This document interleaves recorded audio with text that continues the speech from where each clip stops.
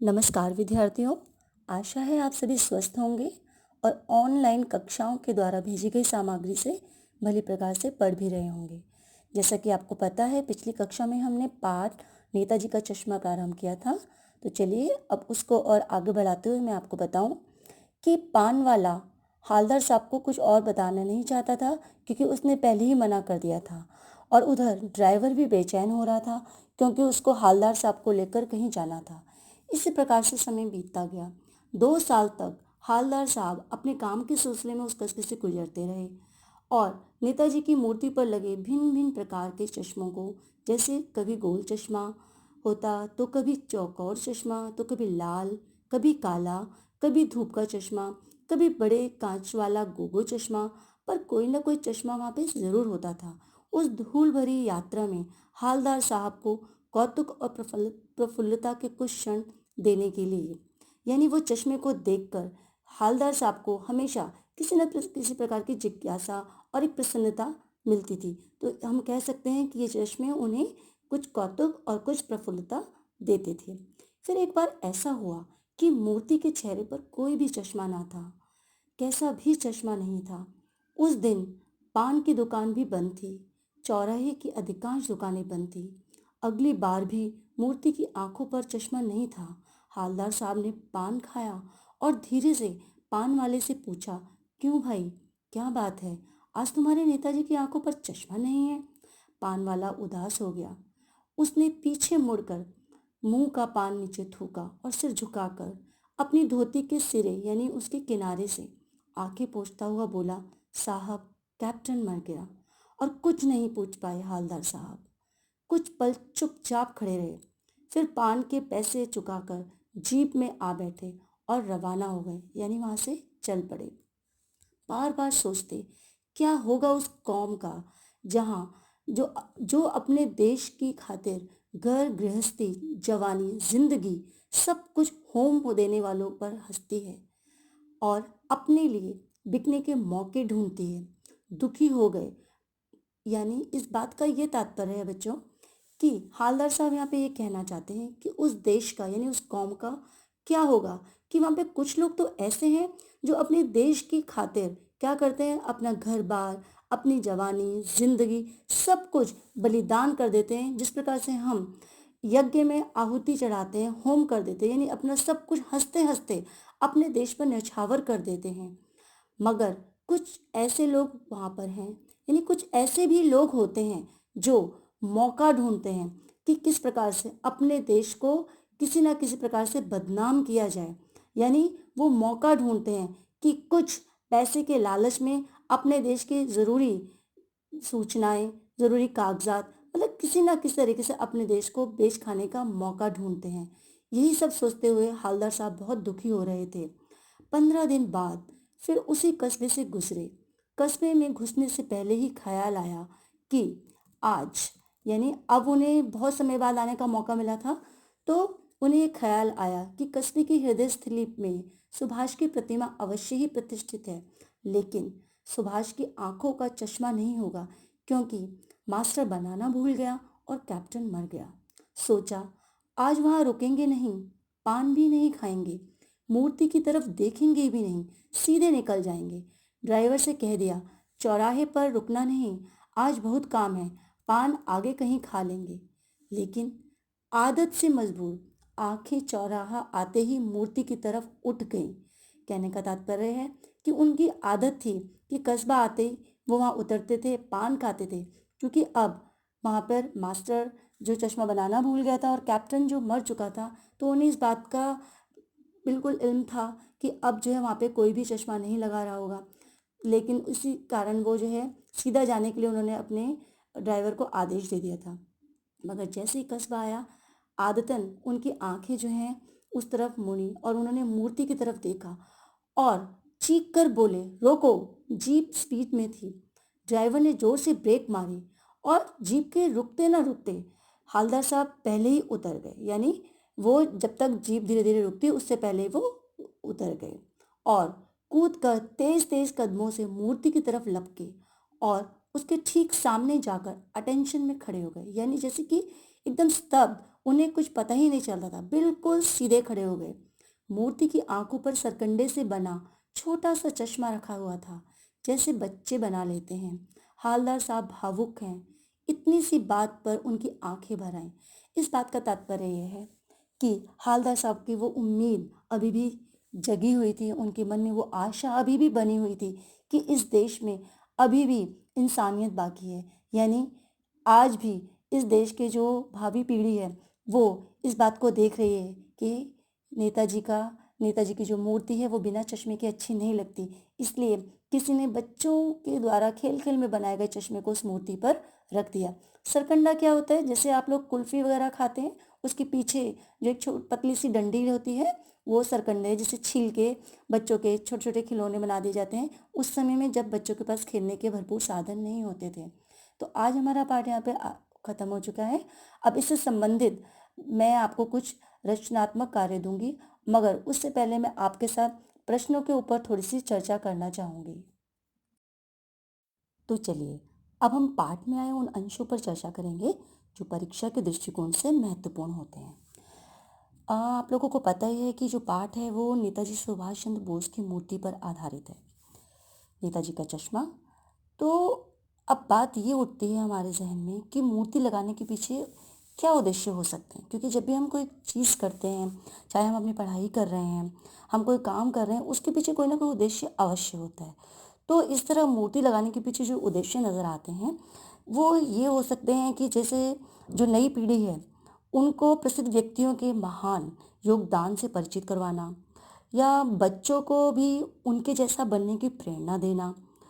और हम ये भी कह सकते हैं कि महापुरुषों के जीवन की घटनाओं से जनता को अवगत कराना, क्योंकि हर दूसरे व्यक्ति के बारे में पूरी जानकारी रखे ये संभव नहीं है। तो हो सकता है इन मूर्तियों के लगाने के पीछे ये उद्देश्य मुझे जो कारगर नज़र आते हैं ये हो सकते हैं। अब तो ये बात रही थी उद्देश्य की। अब एक और प्रश्न हमारे मन में जो उमड़ता है वो ये है कि इन मूर्तियों को जो लगाई जाती हैं उसके पीछे लोगों के क्या उत्तरदायित्व होने चाहिए। अब ऐसा तो है नहीं कि मूर्ति लगा के उन्हें छोड़ दे। तो प्रश्न ये भी हो जाता है कई बार कि इन मूर्तियों को लगाने के पीछे लोगों के क्या या हमारे क्या उत्तरदायित्व होने चाहिए। तो जो हमें नज़र आते हैं, एक तो हमारा उत्तरदायित्व क्या होना चाहिए, सबसे पहले कि हम जो मूर्ति लगा रहे हैं उसकी भली भांति देखभाल कर सकें, साथ ही साथ उसकी साफ सफाई का भी ध्यान रख सकें, और जिस व्यक्ति की मूर्ति है उसके जीवन से संबंधित कार्यों और प्रेरणादायक प्रसंगों की जानकारी भी हम दे सकें लोगों को। साथ ही साथ जिस व्यक्ति की भी मूर्ति है उनके जन्मदिन और पुण्यतिथि पर कुछ ऐसे कार्यक्रम रखे जाएं, जैसे कि आप जानते हैं कि हम जवाहरलाल नेहरू, महात्मा गांधी आदि आदि जितने भी हमारे महान पुरुष हुए हैं उनके जन्मदिन पर या उनकी पुण्यतिथि पर कोई ना कोई कार्यक्रम रखते हैं, जिससे कि बाकी लोग जो हैं उन कार्यक्रमों को अच्छे प्रकार से जान सकें और हमारे द्वारा उन्हें ठीक प्रकार से जानकारी दी जा सके। ये भी एक उत्तरदायित्व हो जाता है। साथ ही साथ सभी उस मूर्ति के प्रति श्रद्धा भाव तो रखें ही, साथ ही उस मूर्ति की गरिमा भी बनाए रखें, और समय समय पर उस मूर्ति की देखरेख में जैसे कि कोई टूट फूट हो उसकी रंगाई पुताई इत्यादि का कार्य भी होना चाहिए। ये सब हो जाते हैं हमारे उत्तरदायित्व। आपको याद होगा तो पाठ में मैंने आपको बताया था कि कुछ लोग कैसे होते हैं जो विशेष हैं, यानी जो सीमाओं पर तैनात हैं, जो अपने देश की रक्षा के लिए अपने प्राणों तक को न्यौछावर कर देते हैं। वो तो अपना कर्तव्य निभा ही रहे हैं, लेकिन हम जो आम नागरिक हैं हमारा भी कुछ ऐसा कर्तव्य होता है, क्योंकि हम वहाँ पे देश की सीमा पर जाके लड़ तो सकते नहीं, क्योंकि हम एक नागरिक हैं, सैनिक नहीं। तो हमारे जो कर्तव्य बन जाते हैं जैसे कि वो होने चाहिए, हम क्या कर सकते हैं, सार्वजनिक और सरकारी संपत्ति जो होती है उसे नुकसान ना पहुंचाएं, उसका पूरा ध्यान रखें, समय पर हम कर यानी टैक्स को दें और सरकार की सहायता करें, और हम अपने आसपास कोई भी ऐसा कार्य हो रहा हो जो कि अन्याय से भरपूर हो, यानी अपने आसपास हो रहे अन्याय का हम विरोध करें। और सबसे महत्वपूर्ण जो हमारा कर्तव्य बन जाता है कि देश की समृद्धि और प्रगति में अपना योगदान दें, और बाल श्रमिकों का जो शोषण होता है उससे उन्हें मुक्ति दिला सकें।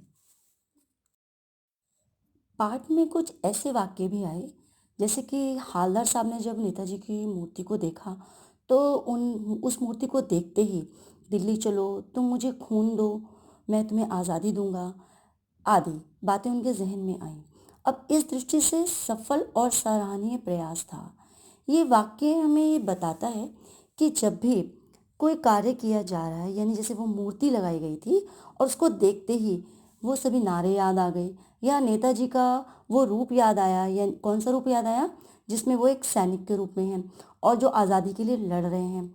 तो जिसे देखते ही वो सारी बातें हमारे जहन में आ जाती हैं, हमारी यादें ताज़ा हो जाती हैं, हमारे सारी वो स्वतंत्रता की बातें हमारे दिमाग में आ जाती हैं। तो वो चीज़ क्या हो जाती है, सफल और सराहनीय हो जाती है। एक उदाहरण के द्वारा अपनी बात को स्पष्ट करूंगी कि मान लीजिए आप कोई फिल्म देखने जा रहे हैं, कोई हंसी मजाक की कोई कॉमेडी मूवी देखने जा रहे हैं, और अगर उस मूवी को यानी उस फिल्म को देखने के बाद अगर आपको हंसी ही नहीं आई, आपको एक क्षण के लिए भी ऐसा नहीं महसूस हुआ कि भाई बहुत मज़ेदार पिक्चर थी, हंसते हंसते लोटपोट हो गए, पेट में दर्द हो गया, तो इसका मेरा कहने का तात्पर्य ये है कि फिल्म बनाने वाले ने कुछ भी ऐसा नहीं किया जिसे आप सराहें, यानी उसका जो प्रयास है वो सराहनीय नहीं है। लेकिन यहाँ पे नेताजी की मूर्ति को देखते ही वो चीज़ें हमारे दिमाग में आ जाती हैं कि इस प्रकार पत्थर की मूर्ति जो कस्बे में लगाई गई थी, उसको देखते ही लोगों के हृदय में देशभक्ति का भाव जागृत हो जाता है। तो हम कहेंगे कि मूर्ति को जो बनाने वाला व्यक्ति है उसका प्रयास सफल है और सराहनीय है। अब हम जो पाठ पढ़ रहे हैं नेताजी का चश्मा, देखो बेटा, मैंने आपको पहले ही बताया कि हर चीज़ के पीछे कोई ना कोई उद्देश्य, कोई ना कोई संदेश होता ही है। तो पाठ भी जो हमारा नेताजी का चश्मा है, ऐसा तो है नहीं कि हमने जब ये पाठ पढ़ा तो उसके बाद हमें से कोई संदेश नहीं समझ में आया, क्योंकि लेखक बहुत सारी जगहों पर अपने बात को कहना चाहते हैं, चाहे उन्होंने हालदार साहब के द्वारा मतलब उन्हें माध्यम बना के अपनी बात को कहा हो। तो इस पाठ में जो हमें संदेश नज़र आता है कि देशभक्ति तो सर्वोपरि है ही। देशभक्ति का परिचय मिलना और अपने क्रियाकलापों के द्वारा हम अपनी देशभक्ति को भी बता सकते हैं कि हम भी अपने देश से प्यार करते हैं और देश की आज़ादी में करोड़ों भारतीयों का योगदान है।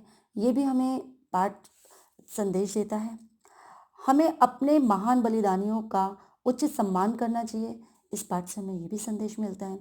और किसी भी विवशता का हमें मजाक मतलब किसी की भी विवशता, यानी जैसे कि कैप्टन जो कि क्या था, एक लंगड़ा था और पान वाला उसका मजाक उड़ाता था, तो हमें ये भी एक संदेश मिल जाता है कि किसी की भी विवशता का हमें मजाक नहीं उड़ाना चाहिए। इस पाठ में हमने बहुत सारी चीज़ें सीखी भी हैं।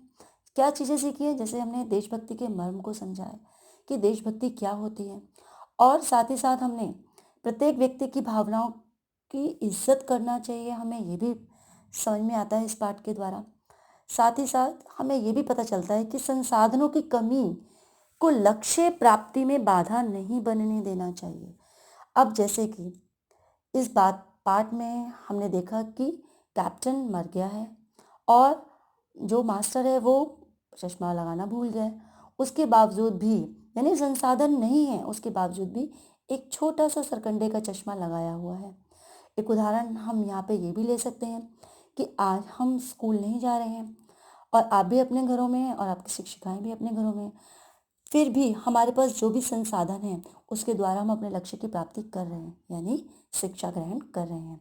और दूसरा हमें ये भी सीखने को मिला है कि मनुष्य को अवसर के अनुसार उचित व्यवहार करना चाहिए। तो आज हमारा ये पाठ जो है वो पूर्ण हो गया है, यानी पूरा पाठ हो चुका है। अब पाठ से संबंधित जो भी रचनात्मक कार्य होगा उसे आप करेंगे और समय समय पर आपको जो भी रचनात्मक कार्य दिया गया है आप उसे अब हर रचनात्मक कार्य में उसे जोड़कर अपलोड करेंगे। धन्यवाद।